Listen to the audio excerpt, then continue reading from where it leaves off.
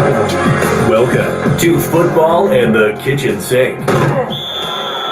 Get ready for in-depth conversation from the world of high school, college, and pro football, plus some insight about the rest of the world. All this, along with some fun and humor along the way. Pull up a chair, grab a coffee or a beer, and join us. It's Football and the Kitchen Sink. Here are your hosts, Coach Schuman and Coach Depascale. Yes, sir. Yes, sir. Back at it. Welcome. Welcome.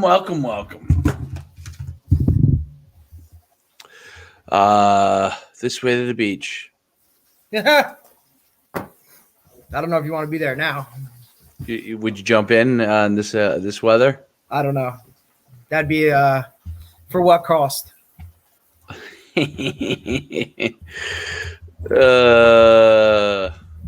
Cold? It'll be cold. Hypothermia? It would be cold. Hypothermia. What's the weather like in Florida right now? I don't know. Seeming they were out on boats. It looked like it was warm. 76 70. Yep. In Miami. That's what I would assume. They know how to celebrate, huh? I guess so. Tom Brady sure does. What's going on, Omar? Yeah, Tom Brady definitely does. I think that's probably one of the best things I've ever seen. What do you mean when he threw the trophy? I don't know if it was that or if it just the fact that he just, he can just let go and kind of just do, you know what I mean? Like do what he wants. Do what he's like. He's so like, steady Eddie for so long. And then, he gets to let loose a little bit. I like seeing that. I think that's awesome. Do you think he felt like he couldn't let loose in New England? Of course not. Did you see the comparisons of the certain things? Yes, I did. I thought that was awesome because I think it's like, hey, this is part of the program here and whatnot. And then, we don't do that in New England and all this kind of stuff. And then he gets down to Tampa and they just got to do whatever the hell they want to do. The Florida water will change you. It will change you. It's crazy. Florida water, man. I don't know, man. I don't know. I think it's whatever. He's got a couple years to keep doing it. So let's see what happens. Yeah, there's no doubt about it. What are you filming? I'm still trying to take this picture and go from there. Got it. Money. Now we're good. I also just think that like they all just let loose. Like even Arians is one of those guys that just, he kind of let loose and did his thing. You know what I mean? Like he's not a Bill Belichick. Right. And I'm not saying that there's a right or a wrong way to either of it. You know what I mean? But I think both ways can work, and obviously both ways do work. Both ways do work. There's nothing wrong with it. There's nothing wrong with having a little fun. No. Not when you put all that time and effort into it. Yeah, and you won a championship. And did you see this Ndamukong Suh's video? No, I can only imagine. He has like a TikTok of like him and his wife. And they did a little highlight video of them celebrating. It was funny. Oh, man. It was funny. And then there was a video on Godwin. That's the receiver's name. I saw that one. I did see Godwin. High school girlfriend. His high school girl. I think it's his girlfriend. Well, he's married, but I think he's married to her. Or engaged. His high school girlfriend. Right. And it was a girl like from a while ago. From high school. But they were straight wallet. Like they were just going off. And then what else did I see? It was funny. Look, I think it's all funny because I think it's just amazing in itself to kind of, you know what I mean? That's a fun place to win a championship. Yeah. I'd say so. Have you seen the Tommy and Robbie videos? Yeah, where they're kind of just like back and forth, and then they do like the lean, and then it's the actual interview? There's actually like they have a little mini show, right, where they're sitting in like chairs, right? Yeah, they're sitting in chairs. Yeah, that. That's pretty funny. That's pretty funny. I think that's hilarious. They like basically they're supposed to be such good friends, and there's like questions of them and stuff, and then they're like, figuring out each other's. It's pretty funny. What I didn't realize was that Tom Brady was kind of goofy. Yeah, he's not like cool. I always realized. I always thought of him as like, because he looks like Mr. Joe Cool kind of, but he's kind of like a goofy guy. Yeah, like totally, 100%. Yeah. That I thought was pretty funny. And then you mix that with Gronk, and I think it adds just a whole different dynamic. Well, Gronk's a goofball, so. Correct. But like, I thought that was really, really. I was pretty like he's kind of like letting his hair down, and Right, I feel like he can finally like loosen up. Yeah. It's almost like it's interesting. It's so interesting, the different styles, and almost like he felt freed up almost to an extent. Kind of let loose and do his thing. To be kind of who he was instead of, Right. So is the Patriot way not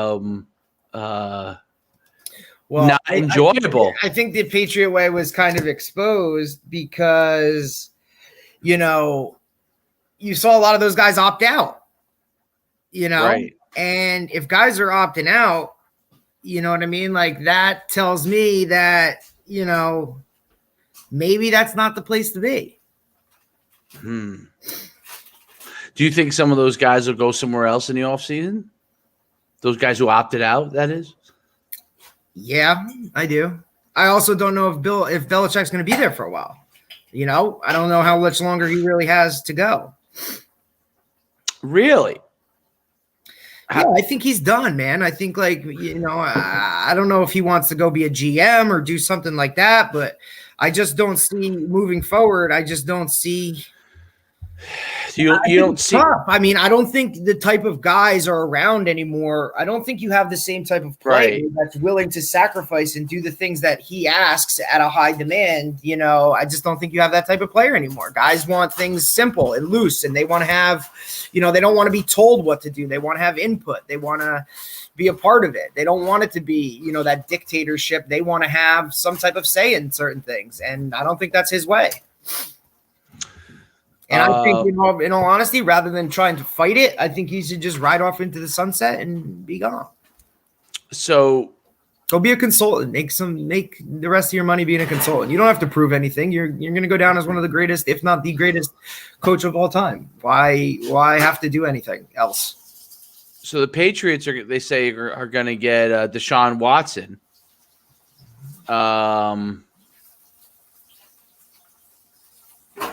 That doesn't change. One guy doesn't change everything. Yeah, they need more than that.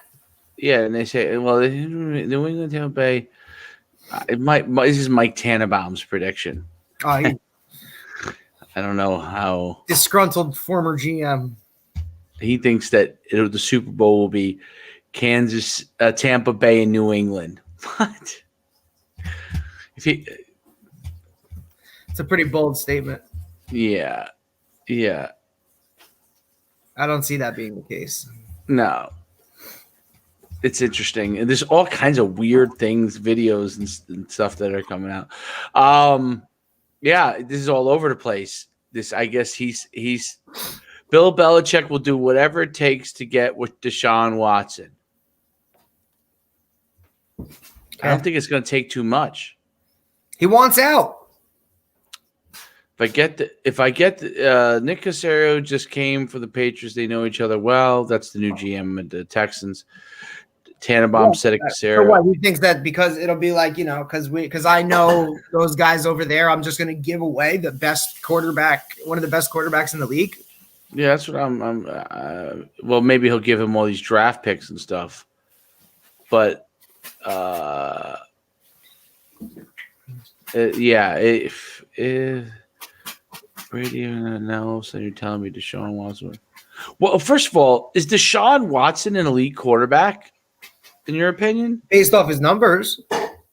They won 4 games.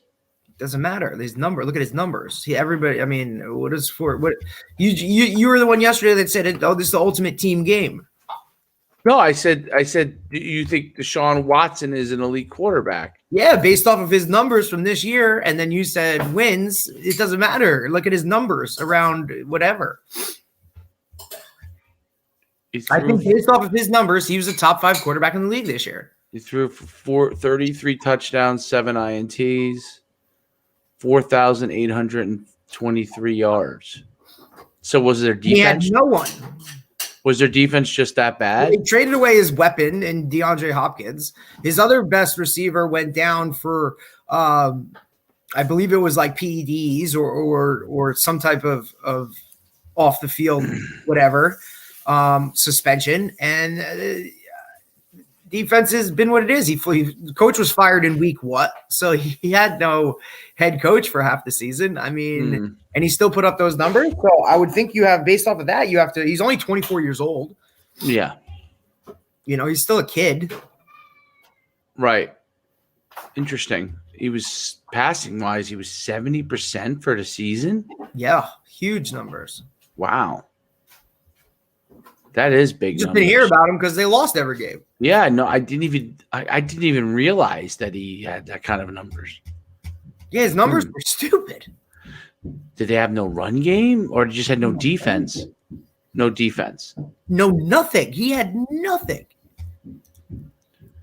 Well, what happened to the great defense that they had a few years ago? The Texans had a great defense? You mean like what? Wasn't Watson, Clowney the Clowney two? hasn't been there. Clowney. No, I know that, but I'm just saying, like yeah, no, I get it. I mean, I guess when you're putting all the pressure on them, you know, what do you really have? Then you take your defensive coordinator and he becomes your head coach. Now the emphasis goes off the defense for that guy, and it is what you know what I mean. I don't know. It seems like to me like a dumpster fire there. Only 4 quarterbacks in NFL history have finished a season with more than 4,500 passing yards and more than 30 touchdowns, fewer than 10 interceptions, and average more than 8.5 yards per pass. Those quarterbacks were Peyton Manning in 2004, Colts are 12-4. Aaron Rodgers in 2011, Packers are 15-1. Matt Ryan in 2016, Falcons are 11-5. And Deshaun Watson in 2020, the Texans were 4-12. That's unbelievable. He basically MVP-like numbers on a horrendous team. He probably would have been right up there for the MVP if he was on a winning team. Huh. I know, it's crazy. That is crazy.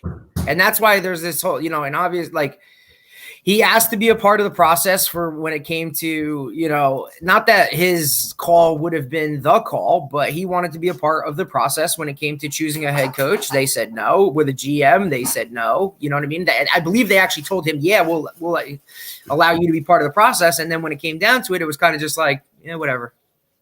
So he's a disgruntled dude. The question is he willing to sit out if they don't trade him?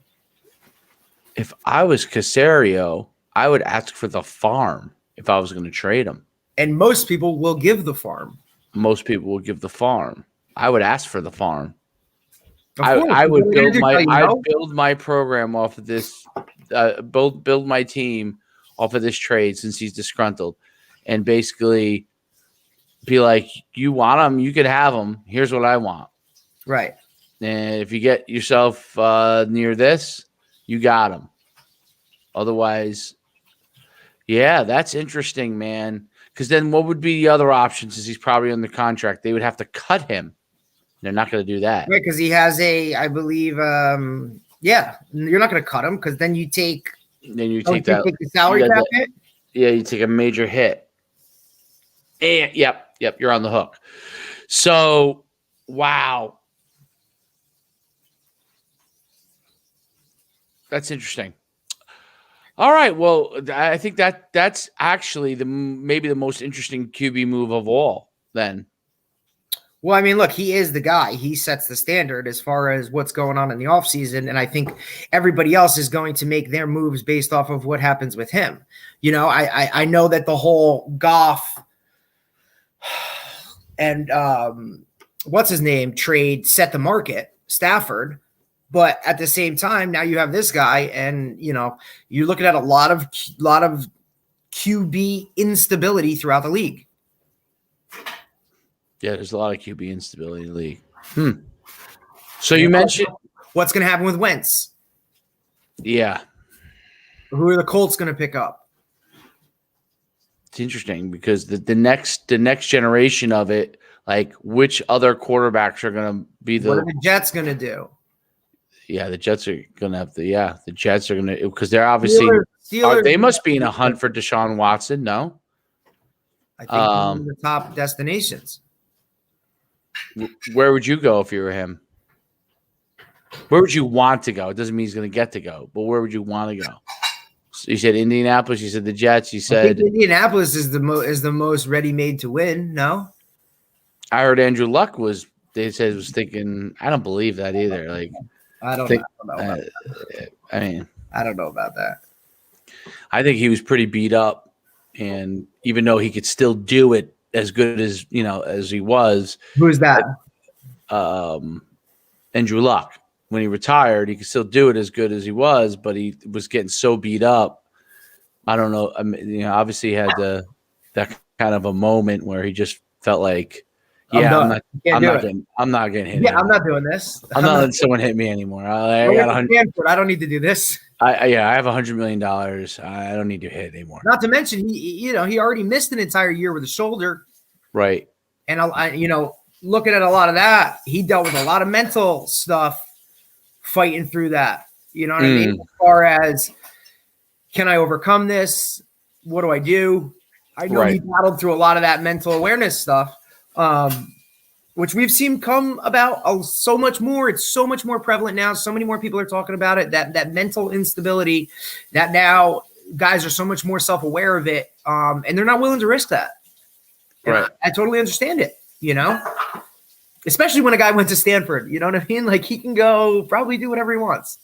The one thing that's changed a lot, remember, like in the 2013-14 timeframe where because of the whole concussion movie and the book and everything, players were like leaving early. That's kind of gone away. Patrick Willis? Yeah, leaving early and or like after a year and decide like the one guy from Borland, maybe was it? I'm talking about from. I think he played Stanford, maybe. Yeah, guys were just walking away from the game. Like, yeah, but that's kind of gone away. Right. I think that was like a immediate, maybe like, whoa, reaction. I need to do something. I think that's faded. Thank God. And then I guess also, I guess the game changed too a little bit over that time period. They started adapting more rules. You know what I mean? You definitely can't play safety like you used to play safety. Yeah, that's right. For sure. But I think it was a collective thing. You have seen it less. I think guys are made more aware of that, so that they, like coming into the league, right there. I think you had that transition of old school, new school, right? Where guys are still trying to play the old way and knock your head off and not worry about what's going on. They're just ready to play the next play. These other guys are looking long-term. I think that movie, that book, that stuff all came out. Plus you saw a lot of PTSD deaths and that type of stuff happen in a short period of time, right? With all that stuff, you had prevalent former NFL players that were taking their lives because of this stuff. That's kind of lessened. And I think that fire's, been put out. I think guys have been made more aware. I think they're taking the right precautions. That's not to say come down the road, who knows, because, the human body is not meant to run into something full speed. It's just not how it works. But at the same time, I think that the rules and the way that they've gone about adapting the game to it to be better, to be safer, to do that stuff, it's now started at a younger age. So these guys are coming up and they know that stuff. I think that's important.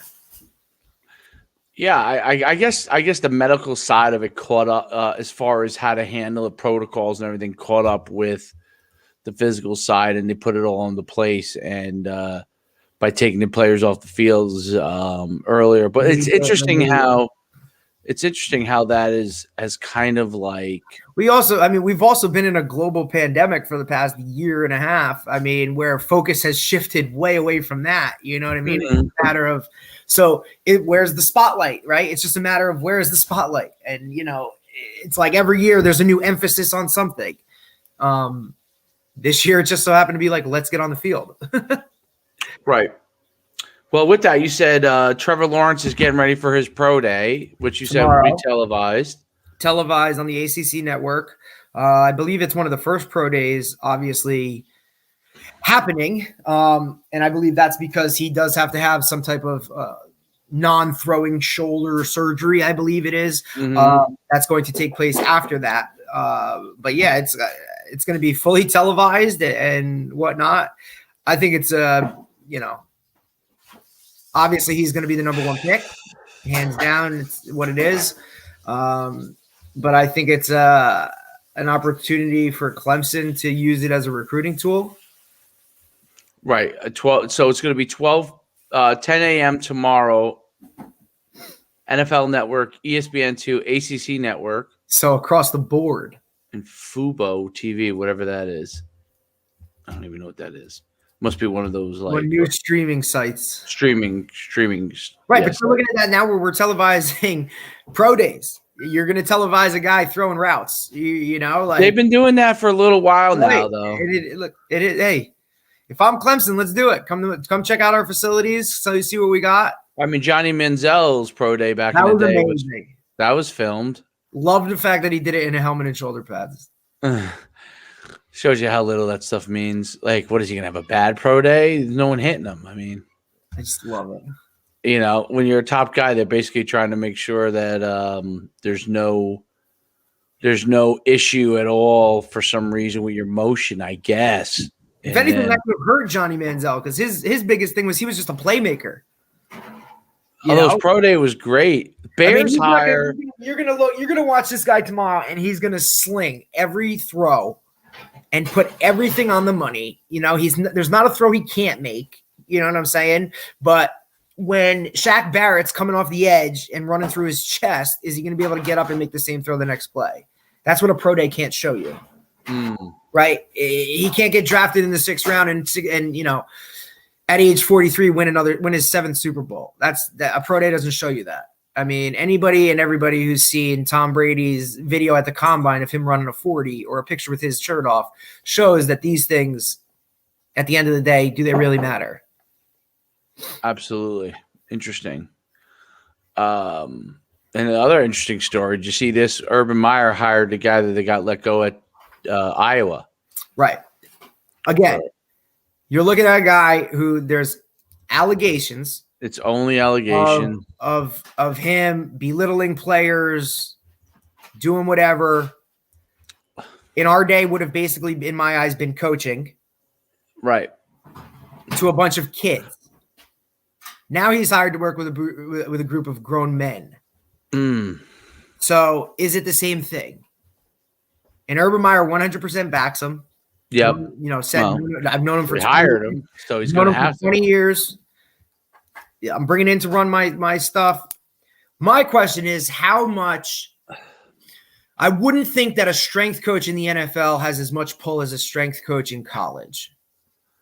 Now, college strength coaches spend more time with the players than even position coaches. So you develop that whatever. These other guys in the NFL, you know. My question is, why is cancel culture like there's? So this was basically a player's player. I'm not. I mean, I know the story, but I'm not like. I guess as familiar with. I just know. Little Johnny was upset because the strength coach told him, "You should be able to bench 315, and you can't, and that makes you this type of person." And he didn't like that, and went and told mommy and daddy, and I'm sure that had an issue. And there was a racial component. Johnny's never been told he can't do 315, and now it's a problem. And look, now you're dealing with grown men, and there's no mommy or daddy, and you can just put it together and do what you want. But at the same time, like I'm saying, is the strength coach in the NFL, do these guys lean on him or her as much as they do their college strength coach? Right. Well, like all these? It's interesting because all the guys they're jumping on this as a racial thing. Of course, it's Iowa. No, that it was a racial remark thing. Because it was made by what type of strength coach? Okay. to Well, yeah. I probably- mean, I just don't know. I'm just reading all. I This. don't know the background of it either. I'm just going off of making assumptions, and it's probably wrong of me to assume, but that's how most of these issues that come awry come from those types of places where you have one color against another color, and a statement is made, and before you know it, it's a brush fire, right? And once again, these are only accusations. Nothing's been proven. None of that stuff. I mean, he lost his job at Iowa, and he was the strength coach there for God knows how long, right? So it must have been strong enough for them to let it go. So what? We're going to now look at a guy who's getting a second chance. Maybe he did make a mistake, and now he's getting a second chance. And of course, this is going to follow him along because that's the world we live in, right? Yeah. Interesting story. Troy wants to read real quick. Troy, because I do want to talk about the top players in the NFL draft. Troy wants to read to you. Here you go. Okay, you ready? Ready. This segment has been interrupted by Lad and me. Lad and me. Okay. Lad is my cat. Good. Lad is little. Do you like Lad? Of course, I like Lad. I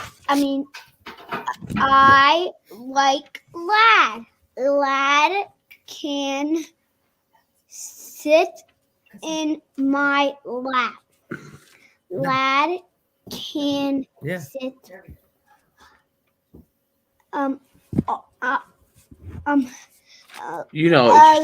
Yeah, that's right. What is Lad? A dog? A cat. A cat? Okay. Lad can hop. Lad can hop a lot. Okay. No. I can do it. That.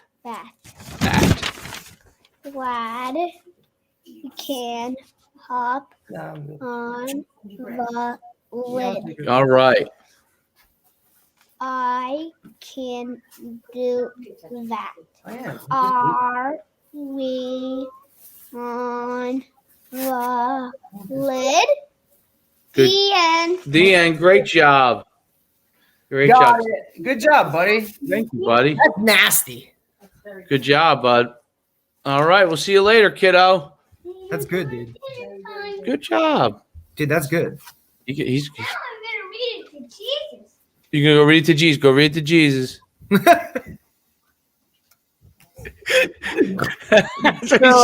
He just told me he's going to read it to Jesus. That's awesome. It's awesome.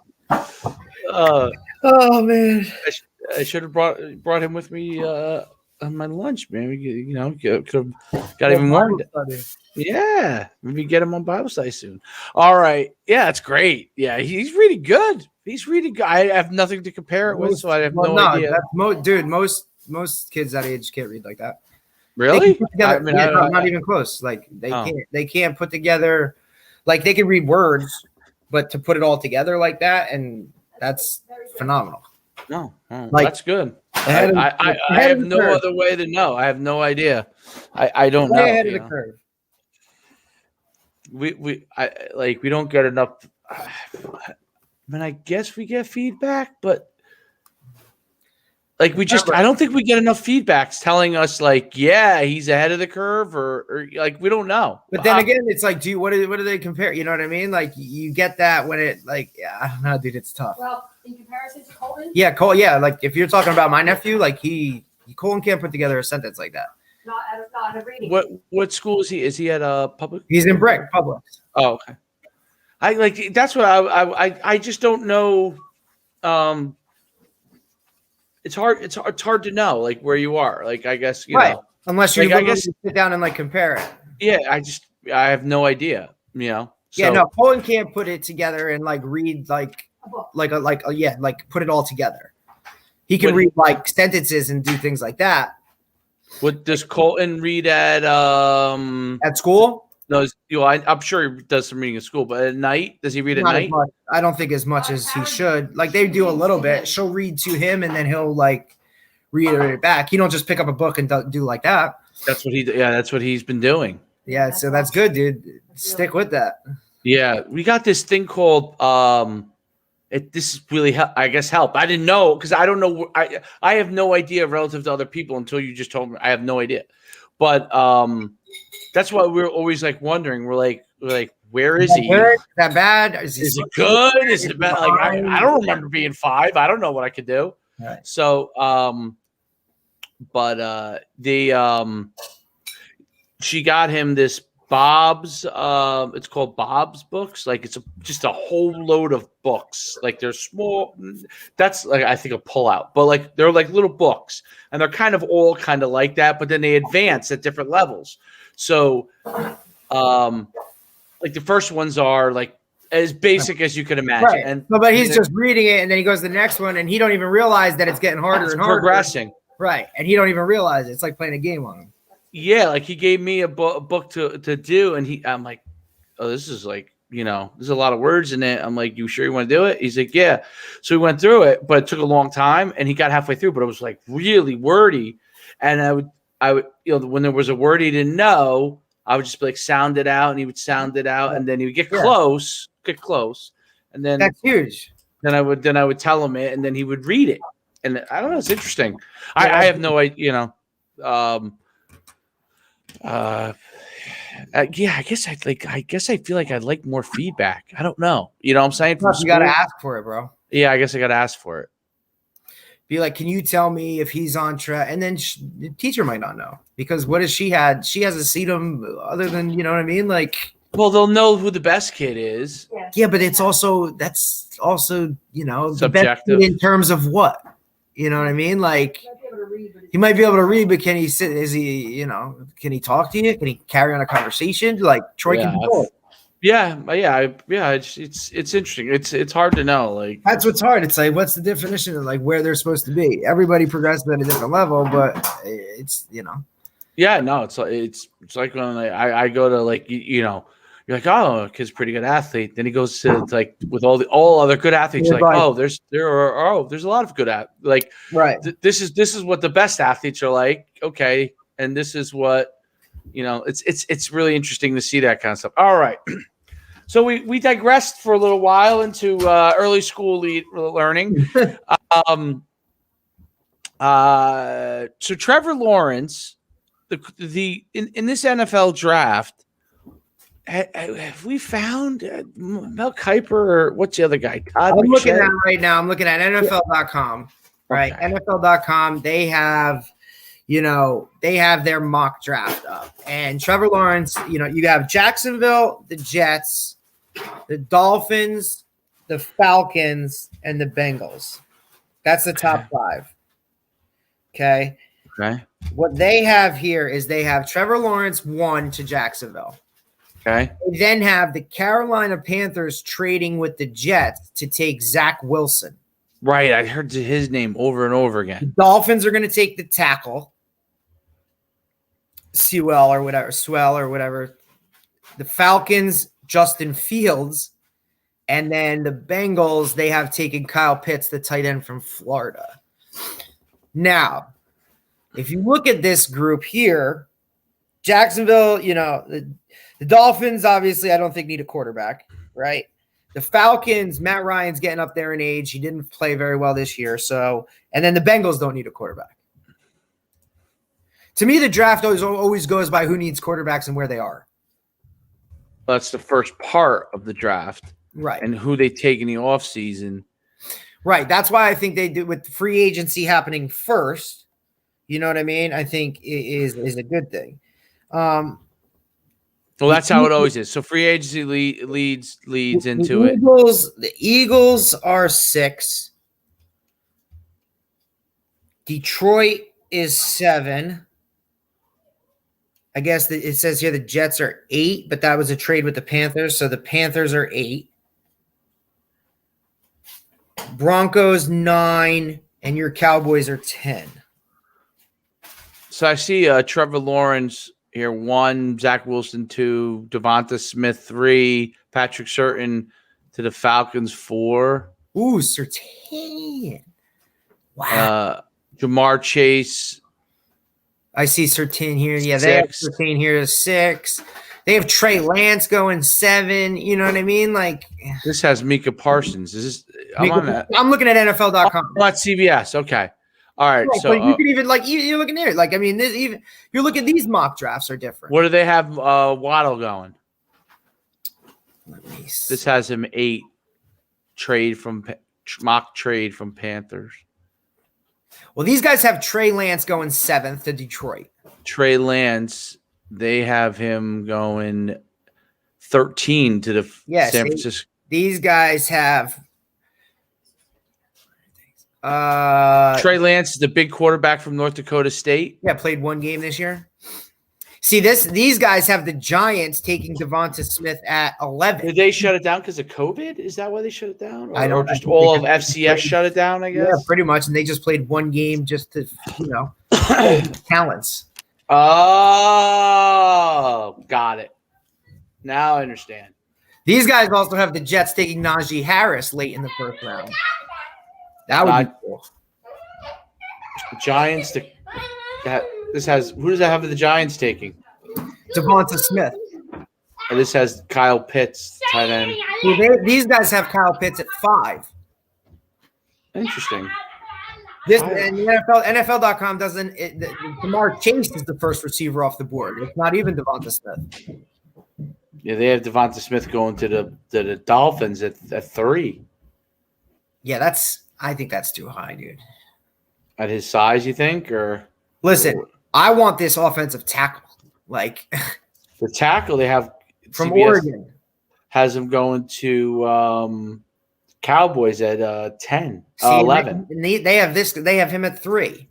11 or 10? At 10. I'm sorry. Yeah. See, we got to look at who is it? We got either Mel Kiper or who's the other guy? McShay, but it's behind a wall. Those guys, it's behind a paywall. McShay don't give away his info for free anymore. The Washington Football Club. I think they like that name, by the way. The Washington Football Club. They'll come up with something. It's an interesting logo. Bateman. I'm trying to see if there's any guys that. Travis Etienne not going till the end of the 1st round, maybe. That's what they say. That's interesting. Not a plethora of quarterbacks either. Top end, high end, right? And then not that 4 at the top end, and then everybody else is going later on. These guys have Trevor Lawrence, Zach Wilson. I feel like I'm at the sun just beats Justin down. Fields, Trey Lance. All right, welcome back, and a lot more to get to here today, including one of the best running backs in this year's draft class. Some people view him as the top. Is that me or you? Gotcha. Oh, that was me. One of the more impressive guys. Oh, no, it's you. Last couple Is that me? years.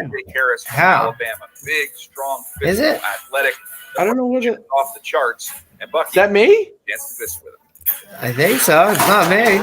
I'm trying to figure out where it's coming from. Is it me? Oh, maybe it was me. Okay.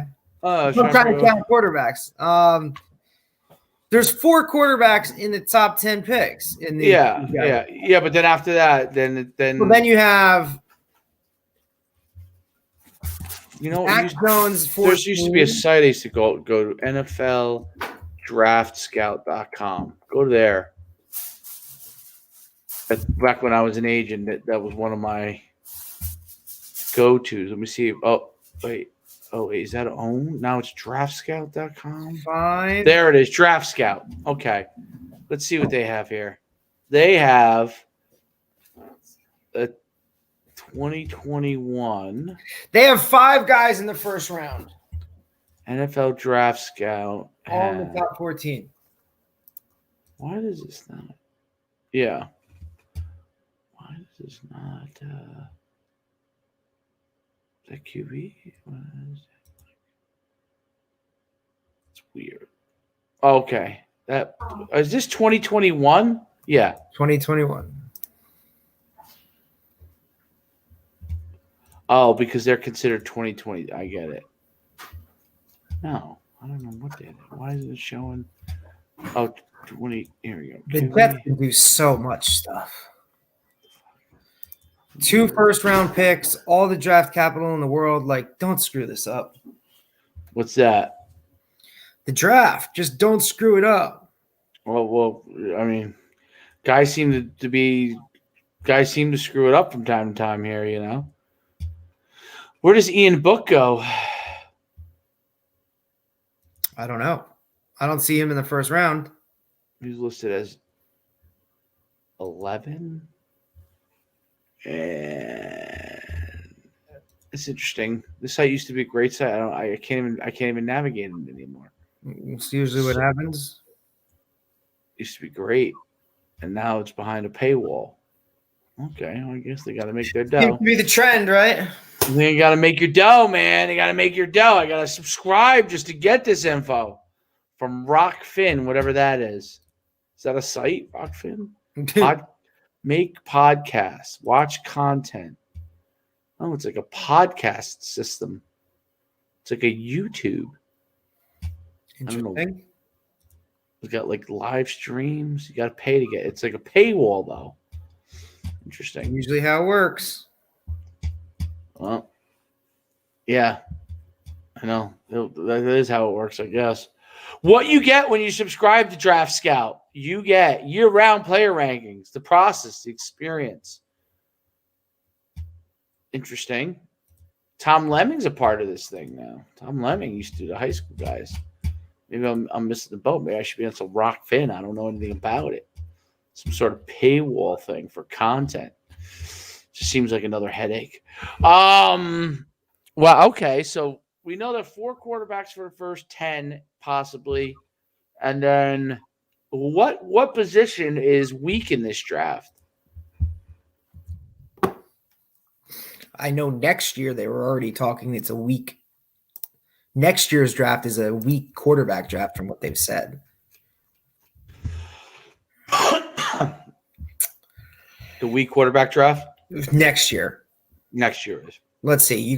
So you're going QB. I'm just going off of what positions wise, you know, from the what they project as the first QB, tackle, offensive tackle, QB, tight end, corner, QB, receiver, linebacker, edge rusher, receiver. There's a lot of receivers in this draft. Corner, tackle, QB, tackle, receiver, linebacker, edge rusher, tackle, linebacker, edge rusher, running back. Pitts is the tight end from Florida, right? Right. Yeah. Receiver, edge rusher, I don't see many D tackles going. I see 1 D tackle. I see 1 running back. Barmore from Alabama. For what position? D tackle. This is who is this? Barmore. Nope, not him. I mean, this is what you're looking at premiums, right? So guys, offensive line, quarterback, you know what I mean? Edge rusher, right? That's how you build a team, correct? That's what I would think. That's how I'm looking at it, right? And those are the guys you see getting picked in the first round. You still see a playmaker here or there with receivers. You know, running back is just nothing, dude. You got 1 running back, 2 D tackles, a corner, tackle, edge rushers. You know what I mean? Like, this is what guys are looking for now. Edge rushers. I mean, that's how you make your money. In my eyes, that's how you build it. Quarterback, offensive line, defensive line. Work way back. That's me. That's just how I see it. If I'm going to draft, that's what I want to do. I want a guy like a Joe Thomas that can, you know, be the stable on my line for 20 years. You know what I mean? Like, I think that's how you got to do it. Give me an offense, give me a quarterback that can run the show, And then I can plug in the pieces. And like you see, you know, there's a formula to it, right? And then you just pick up as you go. Just pick up as you go. Yeah, I mean, I think you have obviously quarterbacks where it starts. You got to have quarterback. You got to have a line. You got to have O-line. You got to have a D-line. Yeah, and then if you had to push me for another position, I'll take a lockdown corner any day. You'll take a lot. Well, someone that can eliminate that side of the field. Yeah, to eliminate half the side of it. You got to have the rush. The most expendable. I'm going to work from the D line back, so you know. Yeah, the most expendable. Well, I mean, I guess these old LBs that kind of count as D linemen almost. I mean, I don't know. It depends on who you are. Depends on your defensive philosophy, I think. I mean, Barrett is rushing every down, so he is the guy that is apparently going to cost the. I guess you could say he's the guy that could ultimately break up what Tampa Bay has going right now, as they said, because he's going to command the most money based off of the year he had. He's the guy that they're going to have to pay. Yeah, you're going to have to pay him. He was lethal. He's a difference maker. Changed the whole game. That those passes get off if it isn't for him. And he still got some of them off, you know, so kudos to Mahomes. Freaking freak show. You know, a lot of people were really impressed. I wasn't that impressed. I was only impressed because, like I said, I think, you know. I just thought. Both those tackles being out, you're never going to know the severity of his foot injury. Like, they're never going to disclose that. I'm pretty much the way. Well, I guess it looked like he was playing on one foot, bro. I guess the real tell will be how they do next year. That will tell you if he comes back and he's in the Super Bowl again. Then I think you're 3 years in a row? Yeah, I think then you're like, you know, there were certain plays in that game that he made that I think other guys didn't capitalize on. You know, like you look at Travis Kelce dropping that first down coming out of the end zone early in the game. I mean, that's a huge play that changes everything. If they get going there and score on that drive, it's a totally different ballgame. Right. You know, like you said, I think you can blame the calls and say all you want, but, you know, a couple of those calls go a different way, and now they're 3 and out rather than getting touchdowns. Things change. You know what I'm saying? And it was like a lot of the guys were saying, like, you were constantly waiting for that moment of Mahomes magic to happen. And it never really happened. So if I'm any DC in the league and I'm playing against Mahomes, that's what I'm doing. I am taking I'm replicating exactly what Tampa Bay did. Taking away the deep pass. You know, I'm eliminating the big play. I'm going to make you beat me on a consistent basis going down the field. And, you know, that didn't happen. There was no chunk plays in that game. Yeah. Yeah, they never got. I still think they're the favorite. They never got consistent on anything. No, absolutely not. And you know they were. And when they started, you know, they were hammering out 7-8 yards a carry. You just can't do that when you're down. You know what I mean? Like, had they sustained that would have been fine. They probably would have went down and scored, but you can't do that when you're playing from behind. That's why getting out to a lead is huge. Huge. Getting out of lead in football is really, really playing a huge with a advantage. lead is so big based off of, and then it comes down, you know, clock management and all that kind of stuff. There's no doubt about that. Yeah, I agree with that. If you could, is someone going to come out for the draft that we didn't expect, or is everybody happens every year, right? Every year there's some sleeper of someone who comes out and you're kind of just like, next level. Wow. Phone paired with 5G ultra wideband. Is that me? That's me again. Well, at least this site does good has a lot of good advertisements. Fastest 5G in the world. Available in parts. Who could be that sleeper pick? I wonder. Are you thinking like one of the quarterbacks, you mean? Is that what you're thinking? No, I think quarterback, they're pretty much going to have – they pretty much know already. I think it's going to have to come from a position. I think the guys that you're never going to have a lineman that comes out that somebody's going to be like, wow, this guy was, I just don't think you get it from there. Like, do you not get a small school prospect that emerges sure. because of the fact that they didn't get to play? And I could see Najee Harris in the mold of a Derrick Henry coming out and having an impact more so than would be expected because we've seen him catch the ball. We know he's a bigger back that can run hard, and that's kind of the staple of what's now. He just fits that mold of Alabama running backs. And all of them had pretty much some type of success other than maybe Richardson. Trent Richardson, but he had a strange situation. Exactly. I mean, you're looking at all these other Alabama running backs, pretty damn good. Like there isn't a ton of every year you usually get like some, I don't know, someone who's like freakishly tall or Remember, different type of year. Yeah, you don't have a ton of these guys. I'm just kind of perusing it. Not much. I don't see a lot of levels. that. You know what I'm saying? Like we don't know who the lower level guys are. Right. That are like this, some 6'6" DN from, I don't know, XYZ school. And you're not going to have a combine. There's no combine. I mean, that just crushes every small whatever dream.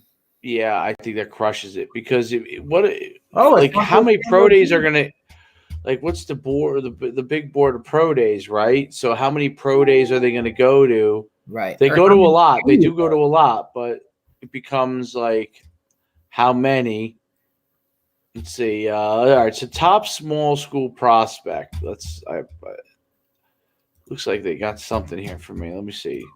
Whoever Josh Buchanan is.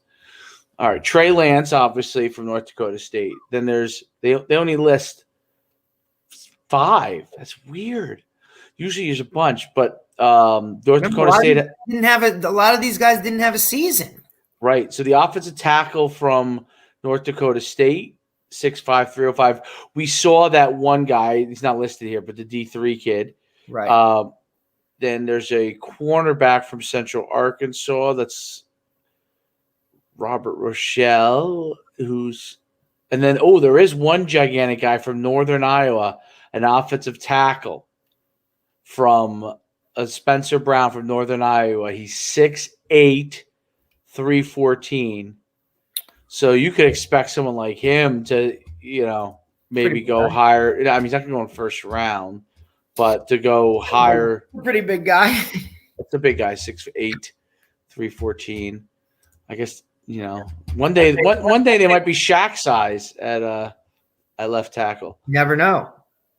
As these guys keep getting taller and bigger. Interesting. The Dakotas. I wonder. You see draft diamonds. I'm giving you a couple. The draft diamonds used to be a big small school site. Let's see if draft diamonds is still around. I'm sure it is. NFL draft diamonds. Oh, it looks nice now. Oh, wow. He's moving on up. All right. Oh, he went with the WordPress look. Looking good. Looking good. Looking real good. All right. So he got – who does he have? 470 prospect. Oh, these are all top guys. I want to see the small school guys. Top 470 prospects. Saginaw State has a running back. I don't even know where Saginaw State is.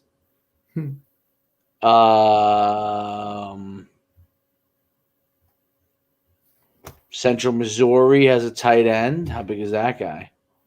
He's got to be a monster. This is not clickable.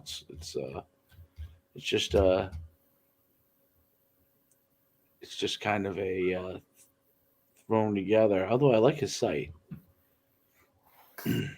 It has those. Do you like it when they have the pop out images underneath a drop down, or do you like? I don't either. I just want you just want the drop down link, right? Just give me what I'm supposed to be looking for. I don't want to see the picture. Do not make it so difficult for me to search stuff. I don't understand. Yeah, that always like we had that at our site at one time, and I was like, can we just get rid of the little pictures that pop out when I scroll over? Like, I don't think anyone cares about that. Like, I don't think that makes people click on it more. You know, I always wonder. Maybe it's better traffic. I mean, maybe it does. I don't know. I don't think so, because I think everything that takes more time is cuts into your traffic versus helping your traffic. Agreed. Let's see. All right. Let's see. Name a local school. Let's see if they have any. I pulled up the whole list. Monmouth. They have Monmouth. All of Monmouth's prospects. AJ Fair. Eddie Hahn. Isn't that the Eddie Hahn? Does he play? Eddie Hahn plays still? Monmouth. Is this 2021? 2021. Eddie Hahn from I think he played at RBC. Let me see. I don't know any of these guys. Oh, Lonnie Moore. I watched Lonnie Moore play receiver. He's pretty good. They always have a big tight end. Yeah, but it's always they might be prospects, but are they going to get drafted? Yeah, no, they're not going to be drafted. Let's see who else we have local. Give me a school, and I'll see if. New Haven has 2 prospects listed. They won't be drafted, but New Hampshire has 2. What about like Princeton? Princeton, that's a good call. Let's see. Princeton. Richmond's got a few. Princeton. All right, let's see. Princeton has 1, 2, 3, 4, 5 listed. A running back, no way. Lyman. DB Dante DeLon Stallworth sounds familiar for some reason. I just don't recognize his name. Wide receiver OLB. I mean, they get crazy with it. They're going. I see some schools on here that have never had a player taken. I guess he I don't know how he finds his list of every Southern Connecticut State. Yeah, I was going to say that means Sacred Heart's on there. Oh, definitely. I'm sure they have some. Let's see, Sacred Heart has. It's a prospect. Sacred Heart has 3 guys listed. I mean, yeah, come on. A lineman, a running back, and a center. The running back has no shot. No, I could see a lineman maybe. Yeah, a lineman maybe if he's not tall. Drafted. Yeah, get a free agent camp. Get an invite. Mm-hmm. Definitely. How about Wagner? Stony Brook has 4 guys listed. Wagner has 3 guys listed. What are the positions? A cornerback, kick returner, wide receiver, and a guard. What's the guard's name? Tyler Picars. Played for me at Mount Olive. Did he? Yep.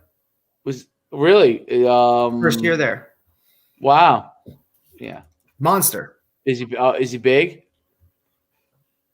How tall is he? 6'6", 6'7". Oh, was he that guard you guys had that would wrap around? No, this is the year before him. Oh, wow. This guy, he actually played tackle for us and basically got his ride to Wagner because he played basketball.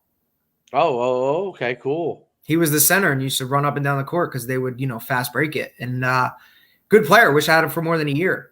He was a 5th-year guy there, though, and moved from tackle to guard and ultimately became a captain. But he didn't get to play this year, so his senior year, Right. Wagner's got a new coach. I don't think he'll get a shot, but yeah, I mean, they have a lot. They have a million guys listed. Yeah, it's cool to see his name on a list. It is cool to see. Yeah, it's cool to see him on the list. Absolutely. He was good, dude. Oh yeah, well, he wouldn't be on this list if he wasn't good, right? I mean, he wouldn't have gotten a ride, really. The question is he? Will he get a chance? It's always tough for the small school guys. It's good this year in particular. They should almost have I know they can't. I guess they can't do it. I was gonna say they should have centralized spots for these small school guys, but that's exactly what they're trying to avoid, I guess. So, right? So, yeah. I don't know how that works for them. It's got to be tough. Duquesne, let's see. Delaware's got a few. Del State has one. Columbia has 4 guys listed. It's. I mean, there's schools on here that I didn't even know had programs. How about Pace? Pace. Well, you said Southern Connecticut. That's the same conference. That's why I'm asking. Yeah. I'm shocked that Southern Connecticut has anyone on there. Pace, nope. And New Haven. New Haven is the same thing. New Haven had 2 on there. New Haven had 2. Merrimack can't get that guy to respond to me. Holy Cross. Holy Cross. I'm sure they have somebody that's possible. They're usually pretty good. Holy Cross, Foley, Degenhart, Bowler, Ayeni. Yeah, I'm just interested. I'm naming schools where I know I have kids that have played for me that are playing in college. Yeah, interesting. Let's see. Albany has a few. I don't recognize any of those names. It's a lot of players that they have listed. Assumption has one again. Crazy. Azusa Pacific, who I think packed in football, if I'm not mistaken. I think they got rid of football, Azusa Pacific. That's tough. And then Bucknell has quite a few on here. Bryant has 2. I don't even recognize the names of a lot of these players. Interesting. So what I think is really so. Tell me what you think about this. So I've talked to a bunch of schools, and looking at some of our players, and some of the responses were, "Hey, I'd like to see him in camp." And I said, "Are you guys going to have a camp this year?" They're like, not sure, but if we don't, we want you to do. Some people are sending us virtual. So basically, what they're saying is we should put our kids through a virtual camp. That's the bottom line. So basically, how is that going to work? I'm going to go rent out a facility and just have the kids that most interested in playing run them through a pro day, and just do it and film it and get Gizzy down here and just film it and give him. We'll do it on our field, to be honest. It's freezing out. You can't do it in the snow. They want it now.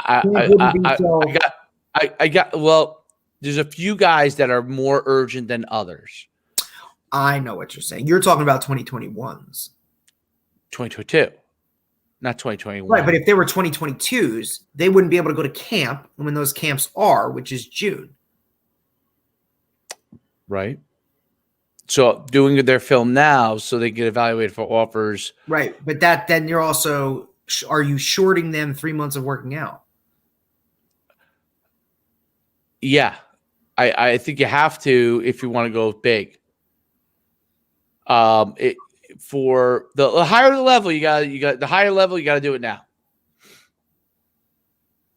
For example, Vince is benefiting from all those videos I had him do way back when. I get it. I get it. I understand. He had a season reaping the benefit. Those other guys didn't do as many of those, so now they need to do them so they can get ahead of so they can still be ahead of the curve. Right. Otherwise, you're waiting for a camp. And so the question, look, if we lived in Florida, would I worry about it? I wouldn't worry about it because you know what? FIU is probably going to have a camp. FIU is going to have a camp. They're all going to they may not do it the same way, but they're going to have a camp. Right. But in the Northeast, is Massachusetts going to allow people? Are these colleges going to allow in Massachusetts, Connecticut, New Hampshire, New Jersey? Are they going to allow people on campus? I don't believe that they will. I mean, they will for their own team. They will for their season, but they're going to be worried about we go run I don't know. Let XYZ school runs a camp, okay? Their own players interact, right? their own coaches interact, And we have issues. and this COVID in the states that are more COVID worried, then they have issues with some of their people contracting it or whatever. Now Even though there's vaccine, now we got a problem. The season. Now, I don't think they're going to worry about it as much in Florida. I don't think they're going to worry, at all. Florida's not going to worry about it. Florida's not going to worry about it at all. After what I saw yesterday from Tampa Bay, I don't think No, they're not worried about it at all. I should have used Florida as my example. Let me Georgia, maybe. I don't know. Florida's a bad example. Florida, you can do whatever you want. I saw a video that some of these videos make me laugh. I saw a video of 55 and older community, and they're all sitting around the pool, no masks or anything. Yeah, so most of them. So what's the average? Probably average person here is probably 65. Well, they were saying, wait till you see the spike after this 2 weeks. I don't know there will, because I think so many people are getting vaccinated that it's going down. It's already at 96,000 a day. It's going to keep going down. Now, I don't know how. The ultimate question is, how far does it go? Can it go down? Can it get eliminated? I don't know, but we're going to find out. We're going to find. I mean, you're getting vaccinated, Florida. But so the question then becomes is, 2022. I said this early on, and we talked about. They're going to be up. They're going to be up. What's Creek?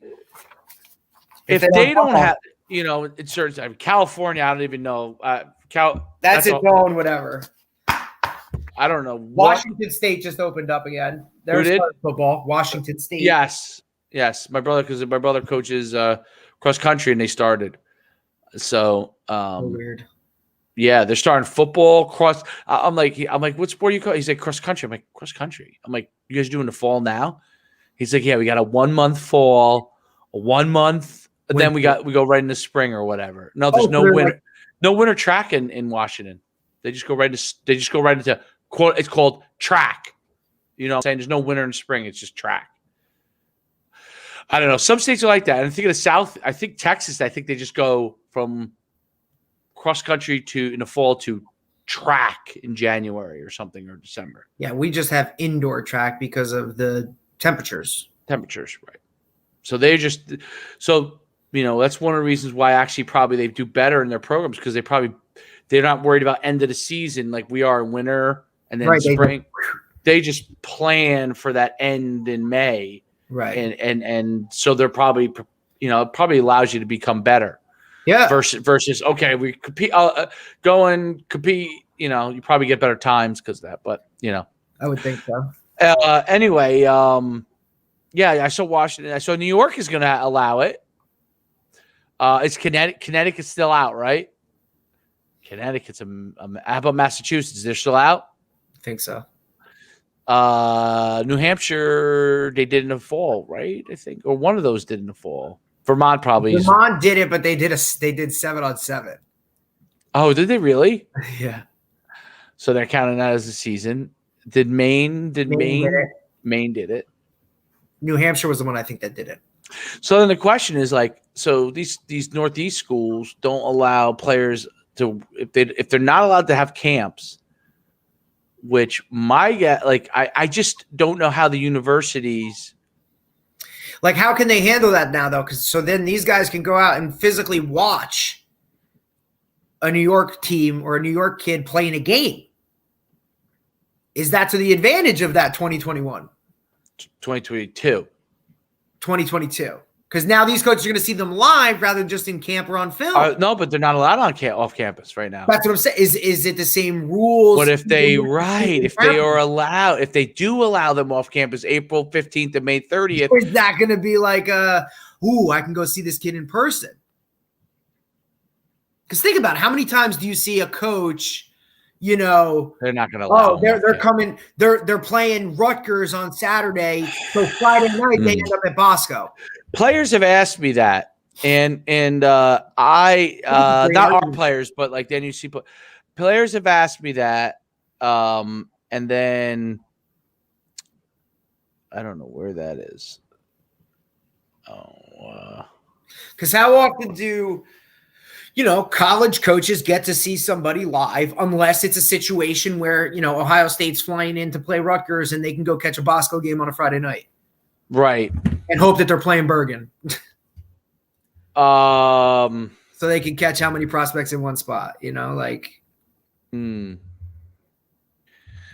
an advantage.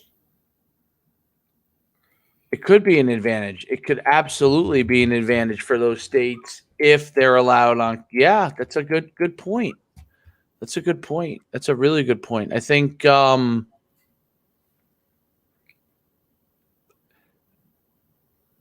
because you can watch it play real football. I mean, there's no It's not other a film. way. Are they going to be? Yeah, it's not film. Yeah. You're right. And then how does these schools that are playing like FCS and I guess maybe even D3, the ones that are playing, how does that affect their ability to get off campus? Right, because now you're dealing with your game week. Can you go and recruit? Will you be willing to take that risk? Is that where it's gonna what are you supposed to do? What do you do? Do you go recruit from how do you do it? Because you're in game week. You got practice, meetings, all that stuff. What are we supposed to do? Go recruit from 9 a.m. to 12 p.m. and then go? And then how much can you actually recruit if that's all you're doing? And I don't know how that works. It's another thing for these guys to figure out. Right? I mean, I wouldn't want to be that guy. You wouldn't want to be that guy? No, you don't want to be that guy. That's interesting. Really, really, really, really interesting because I cannot see them going off campus to recruit if they're in season. And I forgive me, I'm thinking out loud on it because I'm trying to think if they could, how they would do that. But it basically could affect if coaches go off campus and I guess they're out of their quote unquote like little bubble deal. That could affect that spring season. So my guess is they're not going to be allowed off campus. And if they're not allowed off campus at FCS, then they're maybe they will, but I'm assuming they're not going to allow them off campus at D1 because it would be right. You got to keep it like it would be an advantage. It would be some sort of advantage. You got to keep it as simple or as even across the board as you can. It is really, really interesting. It's so interesting, actually, that it's really like really interesting how they. I don't know. They're not coming off campus. No way. Like you get into a school anyway. What's that? You can't get into schools anyway. No, right. A couple guys. That's what it is for these guys to get into schools anyway. Like I wonder if they could get. I wonder us. Like, would we be able to host anybody? I'm not sure. You think no? Works.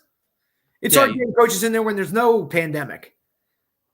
Well, usually I greet them, so that makes. I'm just saying, they make it as impossible as possible. Like, you know what I mean? Like, it's just.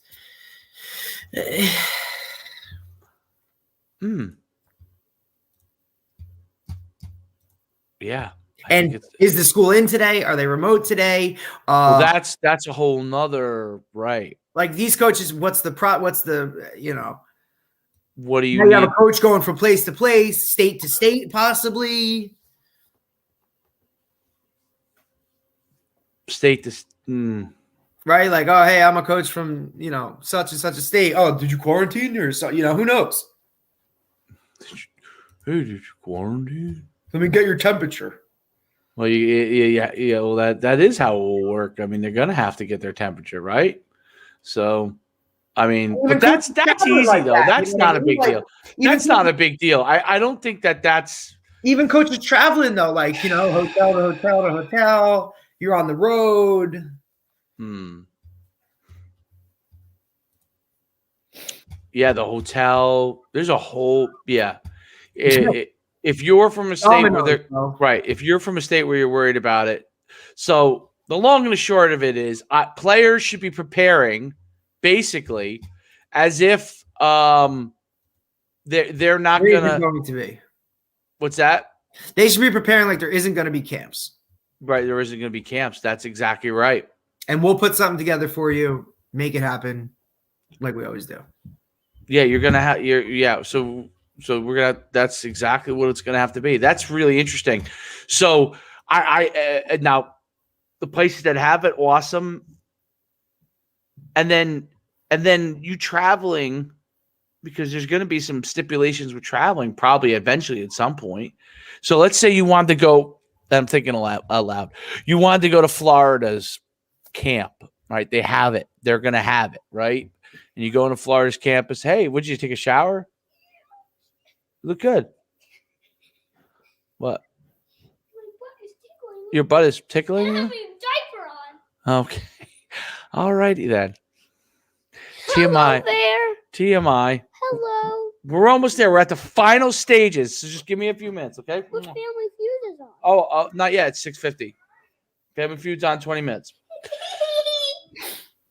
So, where was I with my thought now? Shoot. Okay. So you want to go to Florida's camp, and you're from New Jersey, and you go to Florida's camp, and you stay over there, and so you're gonna have to. I wonder if there'll be like there's not going to be travel restrictions per se anymore. I don't think, but I think that Certain states might still have it. No. like would a state say if you went to would there be an issue if you went to Florida and you'd have to quarantine coming back if you went to is that gone? I'm not sure. Yeah, because we haven't had to deal with it because we're out of season, Right. so we haven't had to deal with it. I wonder if that's gone. I mean, I'm guessing it is gone or it's going to be gone soon. So, if it's not already, but these are all issues that are. I can't see the NCAA allowing University of Florida to have a camp, and then if one of them does Rutgers does, and then doesn't allow somebody else to do it. Look out. right. So, like, if Florida has a camp and Rutgers can't, maybe because of state something or That's going to be an issue. that's going to be an issue. That means no one's going to have camps. Right. That's the bottom line. That's the easiest way to do it. I think they take care of it. If you're the NCAA, you say last year we didn't have camps. It's not happening. Done. Otherwise, you're going to have that shit show. I mean, look, my stance on is they should all be allowed to have camps. But if one school can do it and the other one can't, that's not going to be fair. It's a huge recruiting disadvantage. Huge recruiting disadvantage because that's where you find a lot of diamonds in the rough that you didn't know about. This kid can do something. Or a younger guy or a freshman. Or, hey, I'm going to keep my eye on this guy. So either they're all going to be allowed to do it or they're not. And we're already at March. That means 2 months. Wait, March, April, May. Yeah, because most of them are June, right? But you're basically talking we're almost at 2.5 months that's going to have to get done. I can't see that much changing in 2.5 months unless somehow we went from 96,000 cases. I don't think it's enough to move the needle. It would have to be in like 2,000 cases a day, something low like that, I don't even know if that would do it because people might just say, remember, I think they're going to try and err on the side of caution. It's actually a really interesting discussion. I would like to research some of this even more because I'm curious of how the ways you could do it and the ways you couldn't do it. Oh, look at you. You going to school? I got so much stuff. You must get the grade. I think it would come down to it's a state-to-state issue. Just like the way seasons are handled, just like the way this year was handled, you know what I mean? It's a state-to-state issue. Right. But I think this is where, you saw the issues that arose when conferences tried to balance certain things, as far as who's playing, when they're playing, things like that.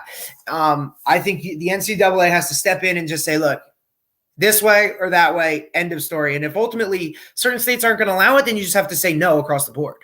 Then the question becomes like the Big Five conferences. How long is it going to be? What are they going to find? No. How long is it going to be before they decide we're our own deal because we can't the NCAA. We can't be hamstrung by this. What if a new pandemic? Not long. I would say within 2 years. You think 2? And then they're going to be like already in the works. To be honest. No, definitely in the works. They're just figuring out how and when. Figuring out how to go about it. And how do we make the most money off of it? How do we make the most money off it? And I honestly think the move to allow college athletes to make money is going to be the separator. Is a huge win to break and a huge step in breaking away from the NCAA. Right. So basically what's going to end up happening. The first domino is like. Right. 1A had been expanding basically, like schools like mine where I was with FCS, all those schools became like became 1As. Look at some of the ones that are becoming FBS schools. Right. So it's basically going to be 1A, 1 AAA, basically. And I'm telling you that this whole move to pay players and that type of thing to be able to market, huge step away from it. That elite group's going to go and run with that. Those Big Five conferences. The next ones are going to be like, no, we're going to be like, compete. Okay, not doing that. You know what I mean? And then I think they're going to say, yeah, our players are just on scholarship. We'll cover everything. We're just here to do this. And look, this is the type of player you are. You are marketable, so come to our school. And if you go and make that money, there's going to be 3 tiers. Like FBS, FCS, you're going to split that into 3. It's going to go from 2 to 3. Is that less exciting or more exciting? I think less. No? I mean, now you're going to have the top of the top. I mean, they're going to be like pro 1A kind of. It's another acronym. It's interesting because that's the next thing. That's the next big move in college football. And we're going to see it 5 years. And then you're 2 years at the least. Right. Oh, I have a call from one of my old roommates coming in. Well, now it's Family Feud time. Steve Harvey. Out of 100 men. Out of 100 men is it's fun, and we we're like Troy loves it. He likes to guess. Many answers are so just. I'm like, what? Oh, so many. Yeah. I'm like, wait, what? Like I have to double check. Like some of the guesses are like, okay, that's a good guess. You missed on it, but that's a good guess. But some of the things. Then there's some. What are you like? Why did you bring Uncle? Just be like, you don't know. Why did you bring Uncle Sam on this show? Yeah. Yep. Yeah, exactly. Or something that has nothing to do with the topic. But that's what makes it so funny. And because he's like, he rolls his eyes. He rolls his eyes right in front of him. He's like, or he'll literally just say it. He'll be like, what? So-and-so. The funniest of all is no matter what the answer is, good or bad, they'll do this. Yeah. All right. Good answer. You can see it. And I'm like, if I was on that team, I'd be like, what are you saying? Are you kidding me with that? You're a family in general. Like, what are you doing, Unc? Good answer. No, that was a horrible answer. Name 5 sports that utilize a ball. Track and field. Good answer. Like, no, obviously they don't have a ball. Oh my goodness, that's so funny. It is a great show. Although, but Steve Harvey's great. Sometimes you can tell he's shot like, when you come on the show and you're tired. Yeah, like some days you get on here and you're just like, totally. At that point, they should be like, look, we can't use this show. We'll pay you for another one. There are some shows where he's just they must do so many in a row. Oh my God, he's got to be tracked for the amount of stuff he does. Oh, I don't know how he does all that. It's just like what's his name, like Michael Strahan or Ryan Seacrest. Ryan Seacrest is the king of that. Dude, I don't know how he does it. They're everywhere. Like, how is he on this show and in that show? I'm saying, I'm like, look, I understand. He hops on a plane. I mean, I understand like maximizing what you have going. like that's a little bit. Talk about burn. Like, come on. Like, you're telling me you need to do all of that to me. Like, how much money do you need? How much money do you need? Like, how much you're telling me that this show alone can't? Are you that wired? Like, I guess he's that wired. He must be really wired. Like, some people are wired. You know what I'm saying? Like, I'm wired. Right. But I feel like we are like wired people. Gary, you know, Gary V is? Yeah. The famous Even I look at like Michael Strahan. Like, I think he's just so dude, he must be more wired than I am. And now you have to do all this? Like, Michael Strahan, take a breather, bro. Like, do they ever come home and be like, yo, I'm not doing nothing? No. Because I guess not. Because they're like, damn, They're crazy. I don't have enough money. I need more. I have half a bill. I need a bill. You need a bill? Like, all right. Like, so dude, the check you're getting, your pension check is a good example of someone who probably is working normal hours now, even though obviously in the beginning he wasn't when he built. Like the Amazon.com guy, he set up all these systems that you don't see him like appearing in 9,000 things at one time. And he's the richest man. No, not anymore. All he has to do is say, like, you know, think about how many things he might turn down. Like, hey, can you come talk to here? You can come. Oh, definitely. Like, no, thanks. Elon Musk also, like, he's a genius. He like compartmentalizes his time, I think. Obviously he's a genius. He fathoms things I can't fathom. Come speak. We'll pay you $1 million to come speak. And it's like, nah, I'm good. I'm worth a trill. I'm good. How much are you worth? Be like, well, let's see. I got $1 trill. I'll give you 10 minutes. Trillion? I'll give you a 10-minute Zoom call. You can only ask me these questions, and you're paying me, you know, half. When you have that much money, there is no amount of money that someone could offer you. You're basically doing it because you'd want to do it. Really, if you think about it. Of course, it's for the love. Because why would you bother if you like if someone said, "Oh, you know, Elon, we need you to come to you need me to come if I want to come or if I think it's important I'll come, but like I don't have to do nothing for nobody if I don't want to. I'm a trillionaire."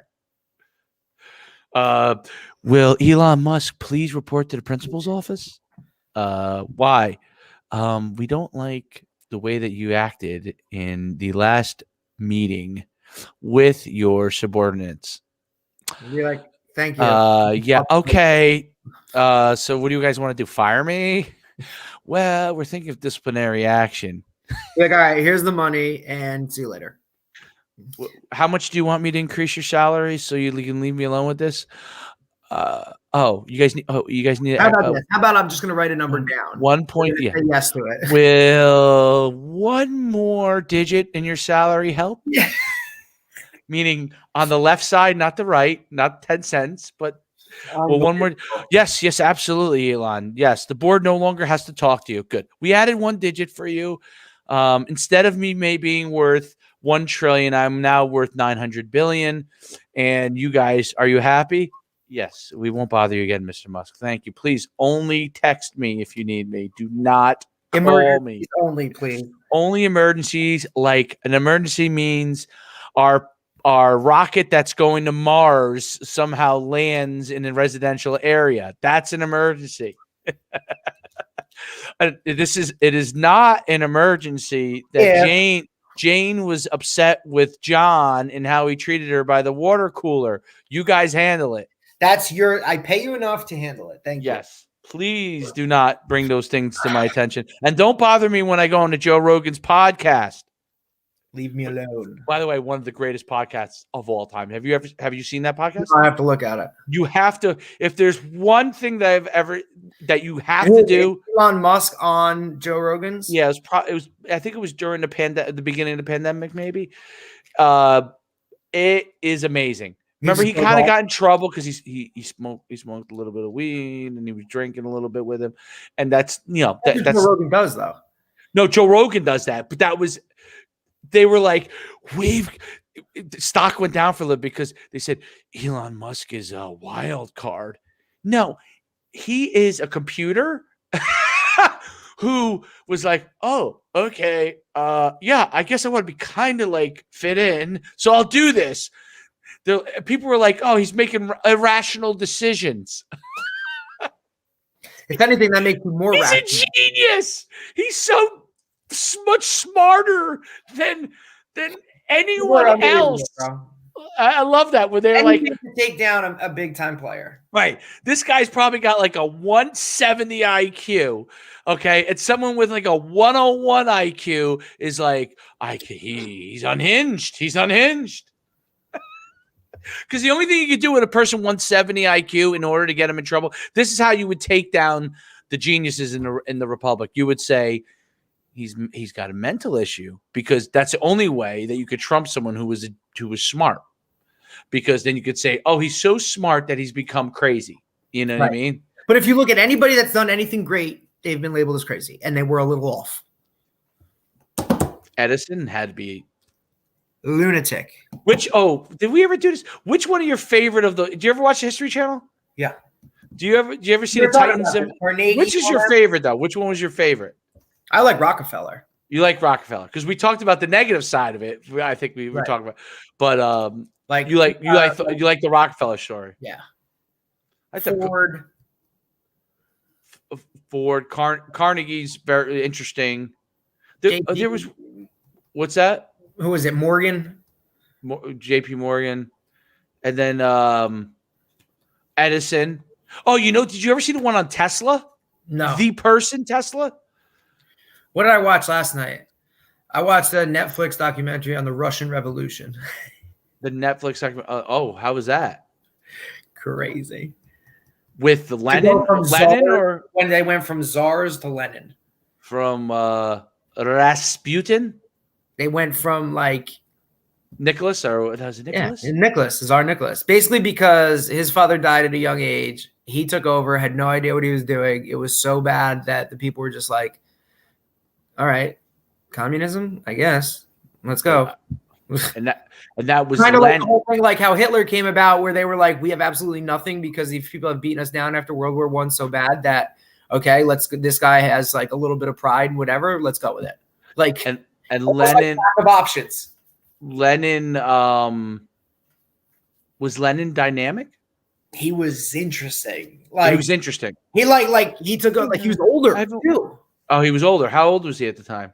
50s? Like 50s, 60s, 60s, 50s, like late 50s. And he was just like a different. It was interesting. That is interesting. Like, really. I'm like, all right, well, you go out there and watch Below Deck or something, and I will watch the Russian Revolution. The Russian, you can watch Bravo. Yeah, I think you have to. Watch that stuff all day. Like what I watched something today too. It was older. It was from like 2016 on climbing Mount Everest. Like no thanks. Like.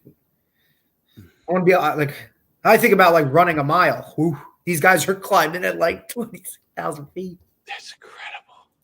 Just walking by dead bodies of people that are just there. And the bodies are because it's so cold, they don't deteriorate. So there's bodies that have been laying on the mountain for like 10, 12 years. And they're still like they died yesterday. Incredible. And the story of like the Sherpas, the guys that really do all the work. You know what I mean? These guys that just climb up and down, setting up the ropes, setting up the ladders, cooking for these people, like, and they get nothing. Like, it's incredible. $40,000 it was to go to Mount Everest. $40,000? And that was back then. I can't even imagine what it is now. To basically kill yourself. And right, and those tour guides, the Sherpas. That's what they're called, the Sherpa. Are they a Napoleon or? Yeah. Yep. And they get nothing. And they get nothing. I mean, they get paid whatever, but I mean, like, dude, you think about what they're actually doing. Like, they're doing all the work. They're right. They know the navigation. Like the rope that you're walking up to get up there. Like that's Sir Edmund. Set that up. Is that Sir Edmund Hillary? Yes. There's not. Listen, and there's only a 2-week window of weather to do it. Oh, really? Oh, that it's But in order to reasonable. do it, you have to like climb this far, stay for 2 weeks. Climb this height, stay for 2 weeks. Like it's only in that last press that you really kind of do it all at once. Like these guys literally have to get to like the base camp of it and spend 46 days acclimating to the weather and the altitude. You're there for a month, dude, living in a tent, drinking tea and eating God knows what that a Sherpa prepares for you. They must lose an incredible amount of weight. And they like, and then they were talking, like it was really cool. What was the percentage that Pat died again? Did they have a percentage, or did they say how many people died trying it? Or the thing was the amount of people in that short window. Right, that crowding becomes an issue. Right. Traffic going to Mount Everest and back because it's only one way, dude. Like there's only one way. And if somebody gets caught up, everybody behind them is screwed. That's interesting. And the window of change is so like hit or miss. Like you leave 20 minutes later than you should have, you could be caught in a storm and you're done. Or 20 minutes, if one person slows down, it slows everybody down. Now you run out of oxygen. Like it's like, and you're automatically getting frostbite. Like it's guaranteed, dude. Like you're losing tips of your fingers or toes, And they showed like the science of how like your body's blood flow starts to come away from all the extremities to keep your core heated and intact. I mean, you could get frostbite in just exposing your bare hand in like 30 seconds. It's like minus 40 up there. Incredible. And the percentages of oxygen are ridiculous. The one guy's, it's like, think about a 300-pound person standing on your chest and now try and breathe on the regular. That's how bad it is. The fact, like, they're like, some of them are saying, like, I don't, like, some of them are like, I question getting up in the middle of the night to even go pee because it exerts that much energy. Because it's what your body does. And then you get crazy. You start getting crazy because of lack of oxygen and all that, like altitude sickness. It's wild. It was good. I watched it. It was pretty good. Well, what was the name of the It was on Amazon Prime and it was called Climbing Everest. And it was like a reality, not like a reality show, but like followed individuals. Like all the camera work though was done by a Sherpa who was doing his job and just put a camera on his helmet. Like, and you see these guys going over like, and they're like, oh, if the safety rope wasn't here, he just fell off the mountain, but he'd be dead if it wasn't there. And you just see this guy like what the hell? Oh my God. Could you do that? No. No, that wouldn't be for you. Listen, dude, I'd rather run. I'd like to run a marathon at some point. I'd like to. I could think about. I don't know if I could do it with my right knee. Even no, I don't. Physically, I don't think I could do it. No way. Even if I got the best shape of whatever, which is I would like to run. I'd love to. I never was a runner. I never liked running, but I just think there's something about like that. Well, there's nothing like it as far as like when you're doing it on the right, like you're in it. You're in it, but it's much more like but when I go on my bike, it's really hard, but you just get in the zone. But I kind of like don't feel the same way as I did when I ran. Right, because it's just not. It's not the same. Running is just something different. It is. There's something about it that's just different. It's first of all, it's harder. It's a different kind of hard. I shouldn't say it's harder. Right, it's a different type of hard. I get it. Different kind of hard. Makes sense. Absolutely. It's yeah, but interesting. I never thought about climbing. I climbed. It actually made you think, obviously because. Like, did you think would I do this? When we went to Utah with Bosco to play out there, we stayed at a ski lodge, which was high elevation. I mean, we were at like 12,000 feet and, we really didn't think anything of it. And then before you knew it, you were kind of like, damn, it is a little tougher, and then we went up like on a mountain, like up on a gondola and all this stuff. And you're looking out over this stuff and you're like, damn, this is cool. And then you're thinking about these guys are up another however many thousands of feet. And it's like, whoa, like, and you're talking like there ain't no easy fix, man. Like, you can't have helicopters go up there and fly. It's two things. You know, any type of emergency care you need, it ain't happening. It ain't happening. I mean, you're signed off going up there like, okay. Yeah. Like, no insurance company will cover this guy who's like the guide. They won't cover his company. Oh, so yeah, that's interesting. So he just operates basically. He's the leader, and he determines everything, right? Like, okay, you're good to climb, you're not good. You know, you got to do this. Like, he rules, and you pay him the money to take care of you. And then he goes and he hires the best Sherpas. He gets all the equipment. You know what I mean? Like, but I mean, I don't think you can just be some Joe Schmo off the street and say, I'm going to climb Everest. No. You have to have some type of background, I would think. Right. I don't know. It was interesting. That is interesting. Yeah, you also run yourself through whether you would do it or not, you know. Right, and you're, you know, obviously the competitor in you is like, yeah, absolutely, like that would be so cool, but like, really? Then you think about all the mental stuff that goes. I don't know, man. Oh yeah, when you shut down mentally in that situation, you know, I it wasn't that high. Well, when you just can't control your brain because physically things just aren't working. You know what I mean? Like, just because you don't even realize it, but because of your lack of oxygen, now you're not thinking right, and all of a sudden you're all over the place. Right. Amazing. So much more that goes into it than I even, you know, than just the physically climbing up a mountain. I once climbed a mini mountain in the Rocky Mountains, but right, and this at like its lowest point is like the highest cliff is like the highest mountain in the Rockies is what they're right. Like did you ever see the I think it was History Channel, but it was on what's the Lewis and Clark? Right, going west. Yeah, when they climbed through the pass of the Rocky Mountains, like it was almost the end for them. Because they like, you don't know how to, especially if you're going through something like they didn't have any idea of what was going on. You know what I mean? Like, at least these Sherpas and stuff can tell you, or people that have done this before. There are people that literally try this year after year after year.